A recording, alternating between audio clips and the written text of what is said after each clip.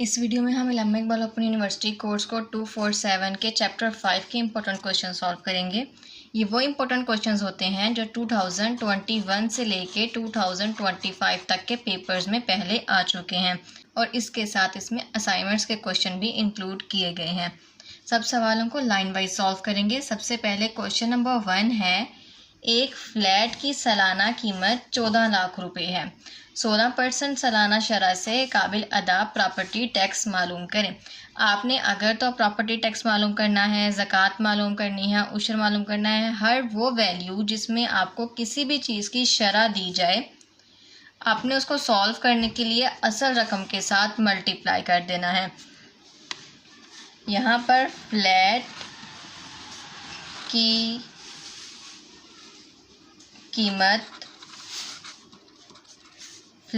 कीमत है 14 लाख रुपए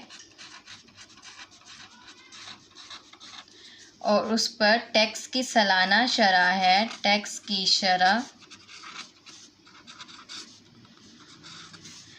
की शरह है 16%। हमें टैक्स मालूम करना है जो कि अदा किया जाएगा।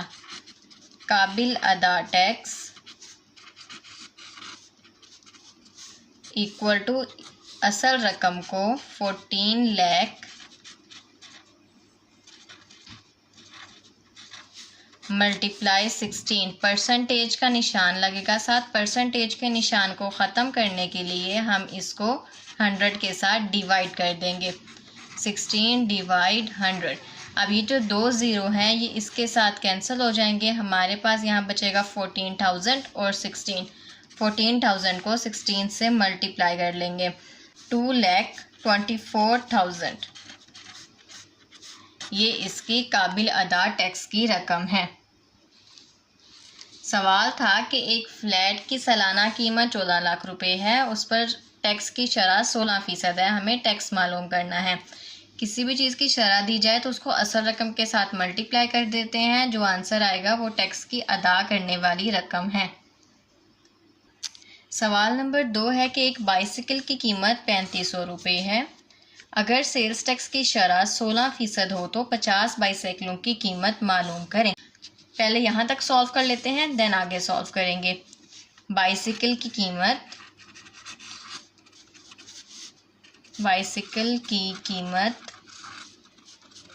इक्वल 3500 और टैक्स की शरह है 16% इक्वल 16%। अब हमें असल रकम को 16 के साथ मल्टीप्लाई करना है। परसेंटेज का निशान लगा हुआ है तो इसको ख़त्म करने के लिए 100 से डिवाइड कर देंगे। ये वाले दोनों ज़ीरो इन दोनों ज़ीरो के साथ कैंसिल हो जाएंगे। 35 को 16 के साथ मल्टीप्लाई करेंगे इक्वल 560, यानी कि एक बाइसिकल पर सेल्स टैक्स लगेगा 560 रुपये। अब हमें ये देखना है कि 50 बाइसिकलों पर कितना सेल्स टैक्स लगेगा। एक का 560 है तो 50 का मालूम करने के लिए 50 को 560 के साथ मल्टीप्लाई कर देंगे। 50 बाइसिकल्स पर सेल्स टैक्स इक्वल टू, अब यहाँ पर 50 बाइसिकल्स हैं और इसको हमने मल्टीप्लाई कर देना है एक बाइसाइकिल के सेल्स टैक्स के साथ। 560 मल्टीप्लाई 50 इक्वल 28,000। 50 बाइसिकल्स का मिलाकर ये बनता है 28,000। सवाल था कि एक बाइसाइकिल की कीमत 3500 रुपये है, उस पर 16% सेल्स टैक्स है। 50 बाइसिकलों पर सेल्स टैक्स मालूम करें। सबसे पहले तो हमने एक बाइसिकल पर सेल्स टैक्स मालूम करना है। 3500 को 16% से मल्टीप्लाई कर देंगे। जब इसका आंसर आ जाएगा तो 50 बाइसिकल्स पर सेल्स टैक्स मालूम करेंगे। 50 को 560 से मल्टीप्लाई कर देंगे। सवाल नंबर 3 है कि 1300 सीसी और 1600 सीसी दो कारों के बगैर एक्साइज ड्यूटी कीमत, एक की 6 लाख रुपए है, दूसरे की 8 लाख रुपए है। उसमें अगर एक्साइज ड्यूटी को ऐड कर दिया जाए तो पहली यानी कि 1300 सीसी कार में 200% ऐड करना है और 1600 सीसी कार में 250% ऐड करना है।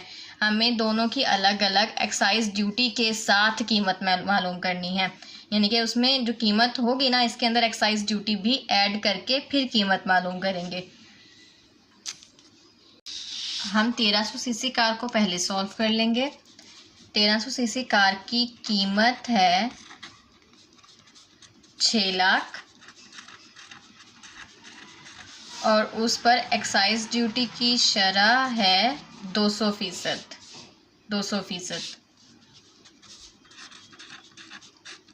मैंने आपको बताया किसी की भी चीज़ की अगर आपको शरह गिवन हो तो आप उसको कीमत के साथ मल्टीप्लाई कर देते हैं।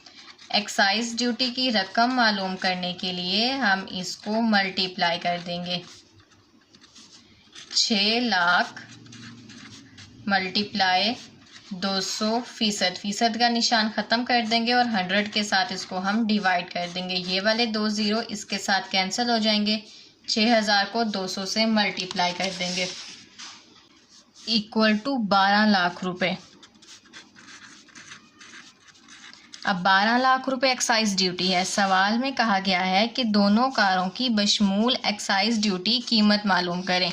तो अब कीमत बनती है, कीमत इक्वल, एक तो एक्साइज ड्यूटी है, एक्साइज ड्यूटी को हम असल रकम यानी कि 6 लाख में जमा कर देंगे। 12 लाख जमा 6 लाख बराबर होगा 18 लाख के। यही सारे स्टेप्स अब हम 1600 सीसी कार के लिए रिपीट करेंगे। सबसे पहले इसकी कीमत लिखेंगे। 1600 सीसी कार की कीमत है 8 लाख रुपए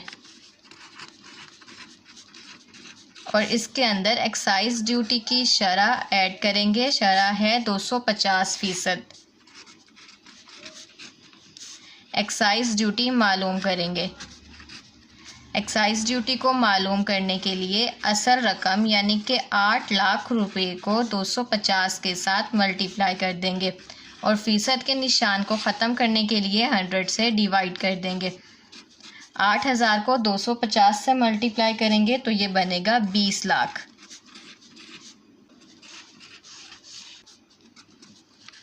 कीमत में एक्साइज ड्यूटी शामिल करके कितनी कीमत बनती है? तो असल रकम है कार की 8 लाख रुपए, इसमें हम ऐड कर देंगे एक्साइज ड्यूटी जो कि बनती है 20 लाख रुपए। एक्साइज ड्यूटी को ऐड करने की वजह से जो गाड़ी की कीमत है वो हो जाएगी 28 लाख।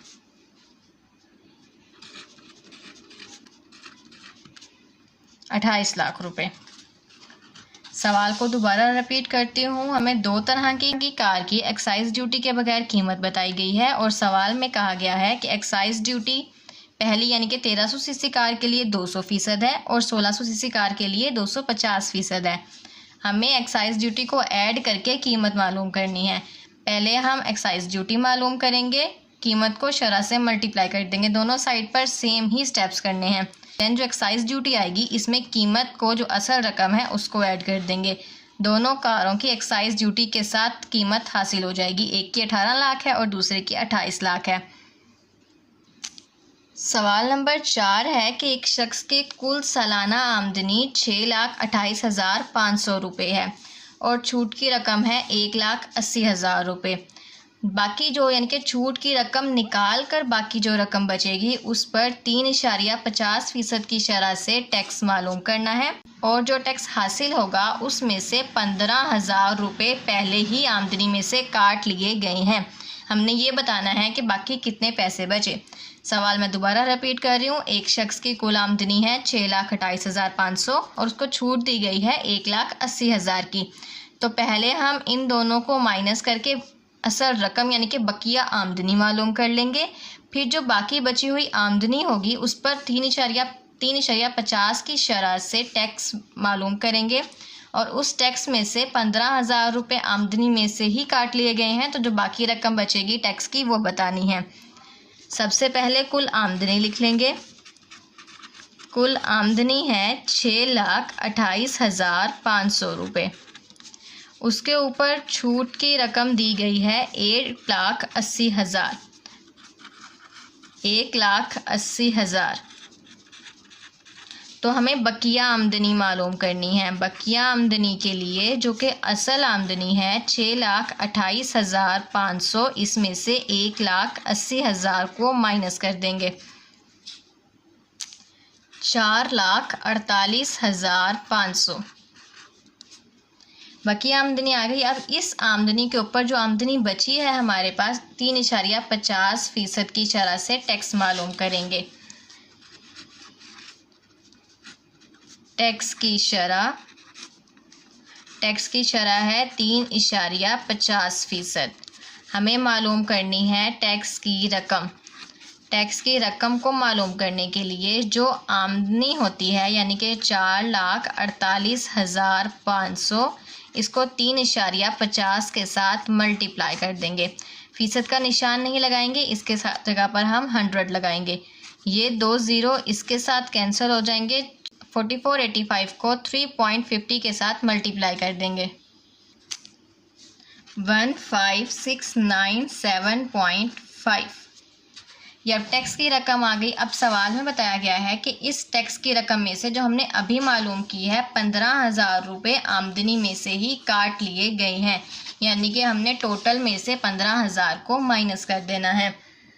जो टैक्स बचा है यानी कि जो अभी अदा करना है काबिल अदा टैक्स, उसकी रकम बनेगी जो टोटल टैक्स हमने मालूम किया है, इसमें से वो रकम जो पहले काट ली गई है उसको माइनस कर देंगे। हमारे पास बचेगा 697.50 जो कि अभी टैक्स के लिए अदा करने हैं। सवाल ये था कि एक शख्स की आमदनी 6,28,500 है, उसको उस पर छूट दी गई है। 6,28,500 में से छूट की रकम को माइनस करेंगे, जो कीमत बचेगी उस पर 3.50% का टैक्स मालूम करेंगे। जब टैक्स की रकम आ जाएगी तो उसमें से हम 15,000 रुपये माइनस कर देंगे तो काबिल अदा टैक्स मालूम हो जाएगा। सवाल नंबर 5 है कि अगर एक शख्स की मजमूई तनख्वाह 25,000 रुपये है, मजमूई का मतलब टोटल तनख्वाह उसकी 25,000 रुपये है, इसे 360 का इनकम टैक्स, 1500 का बिनोविलेंट फ़ंड और 1,000 रुपये जीपी फ़ंड, 300 रुपये ग्रुप इंश्योरेंस के लिए अदा करनी है। हकीकी आमदनी मालूम करें। आसान अल्फाज में एक इंसान की जो तनख्वाह है वो 25,000 रुपये है। ये सारे फ़ंड टैक्स उसमें से निकाल कर जो रकम बचेगी हमने वो बतानी है। सबसे पहले तो ये सारा डेटा लिखेंगे और इसको प्लस कर लेंगे ताकि ये मालूम हो सके कि उस शख्स की आमदनी में से कितनी रकम माइनस करनी है। सबसे पहले है इनकम टैक्स।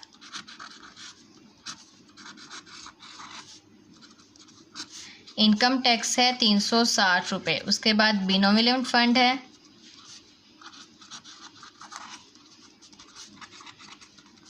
जो कि है 1,500 रुपये। उसके बाद 1,000 रुपये जीपी फ़ंड के लिए देने हैं। जीपी फ़ंड के लिए 1,000 रुपये और 300 रुपये ग्रुप इंश्योरेंस के लिए।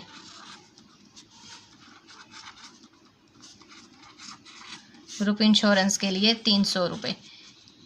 तो टोटल रकम जो कि अदा करनी है, जो कि इसमें से आमदनी में से कट करनी है, वो मालूम करेंगे। कुल रकम, इन सब रकम को आपस में जमा कर देंगे तो कुल रकम बनती है 3,160 रुपये। अब मजमूई आमदनी यानी कि वो आमदनी जो कि उस इंसान की है वो है 25,000 रुपये। 25,000 रुपये में से ये सारे टैक्स और फ़ंड माइनस कर देंगे। हमारे पास आती है हकीकी आमदनी यानी कि बची हुई आमदनी 21,840। सवाल के मुताबिक एक शख्स की तनख्वाह बताई गई है, बाकी उस पर टैक्स, फ़ंड और इंश्योरेंस जो कि कटौती करने हैं उसकी मालूमात दी गई है। हम इन सबको प्लस करके एक रकम बना लेंगे और फिर मजमूई आमदनी में से माइनस कर देंगे तो हकीकी आमदनी आ जाएगी। सवाल नंबर 6 है कि अगर एक शख्स की आमदनी में कटौती की शक्ल में 400 रुपये इनकम टैक्स में से, 1,200 रुपये बिनोविलेंट फ़ंड, 1,500 रुपये जीपी फ़ंड, 400 रुपये ग्रुप इंश्योरेंस, बिल्कुल सेम सवाल है। अगर किसी शख्स की आमदनी में से ये सारी रकूम माइनस कर दी जाए, काट दी जाए, तो 45,000 में से उसकी कितनी आमदनी बचेगी। सबसे पहले जितनी रकम कटौती करनी है इसका कुल मालूम कर लेंगे। एक तो इनकम टैक्स है, इनकम टैक्स है 400 रुपये, बिनोविलेंट फ़ंड है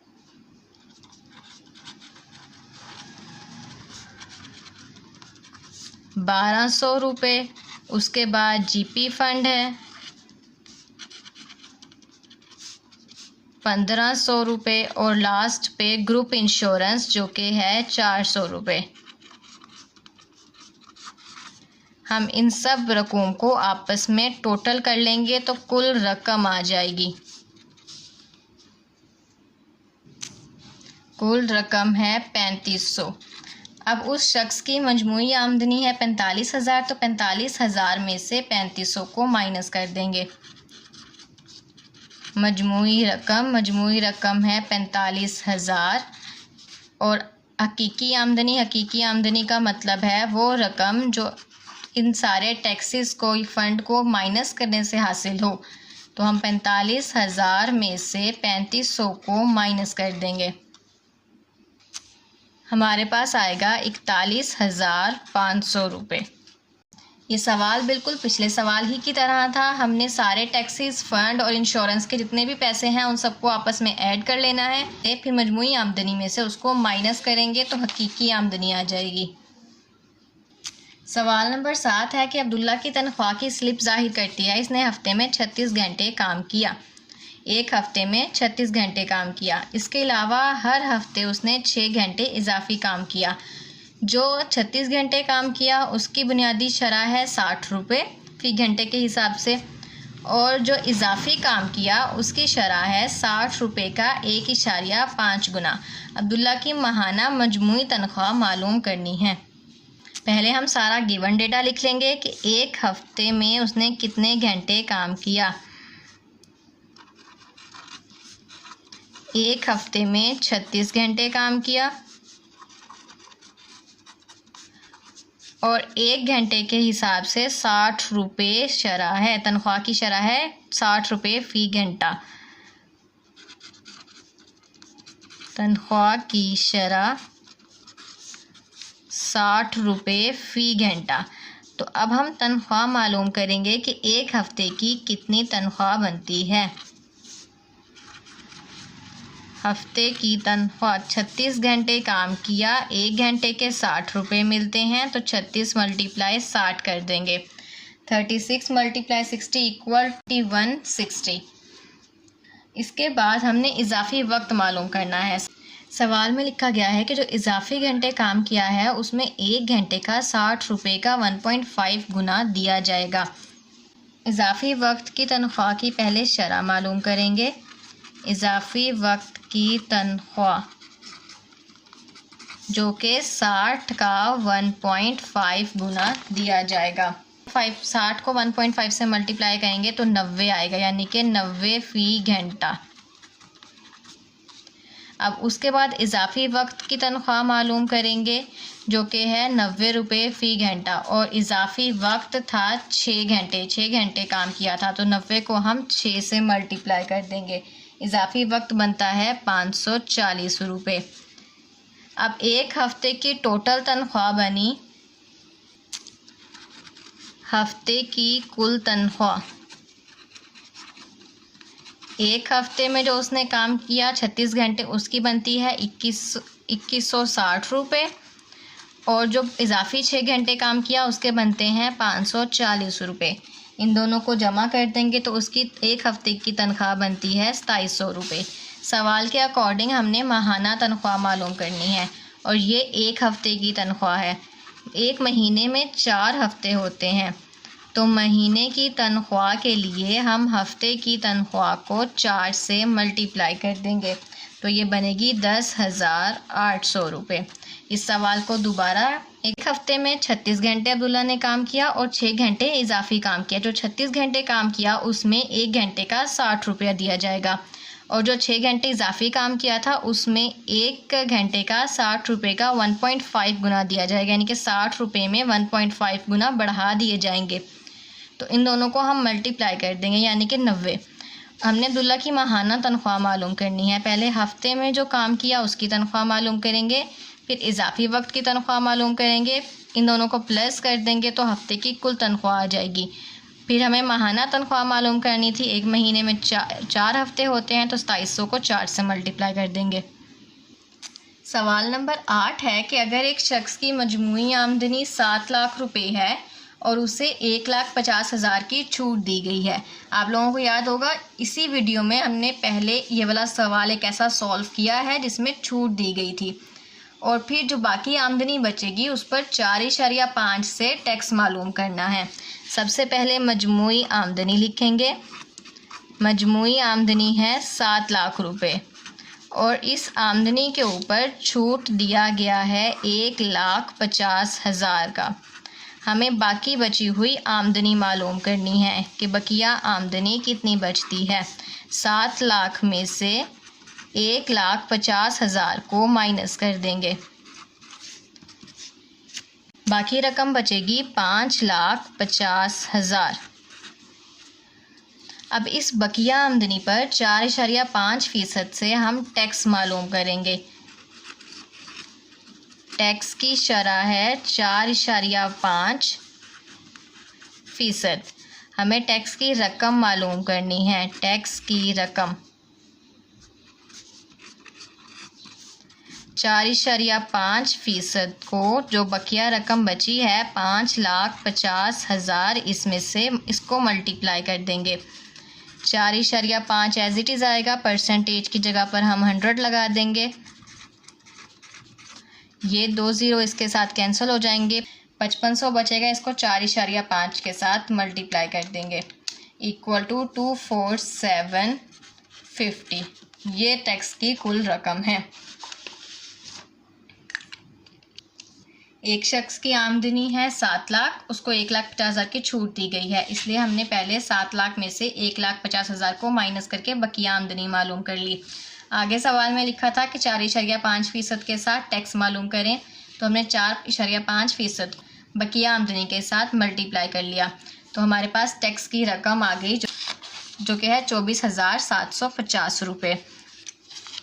आज की वीडियो में चैप्टर नंबर 5 के हमने सारे इंपॉर्टेंट क्वेश्चन सॉल्व कर लिए हैं। नेक्स्ट वीडियो में चैप्टर नंबर 6 के इंपॉर्टेंट क्वेश्चन सॉल्व करेंगे जो कि पास्ट पेपर्स में से सवाल लिए गए हैं। So don't forget to watch the next video.